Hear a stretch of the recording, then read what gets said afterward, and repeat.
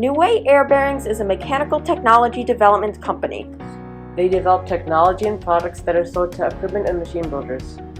These builders then construct items like phones, watches, and TV screens that use New Way's air bearings.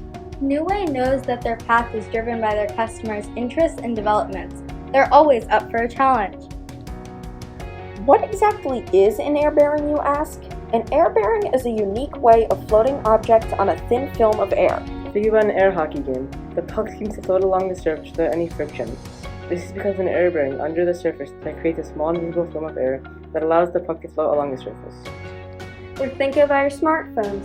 New Way made an air bearing conveyor that floats the glass across the phone. Without this, the glass would cause friction with the electronic pieces under it, which will cause the phone to be damaged. You may not be able to see New Way's products, but they are there. There are so many advantages of using air bearings over anything else. The air bearings are super environmentally friendly, and there's no contamination at all. The air bearing has no wear or lubrication, so it's easy to use as well. We make everything here in Delaware County, and we design it, we engineer it, we manufacture it, and then we sell it all over the world.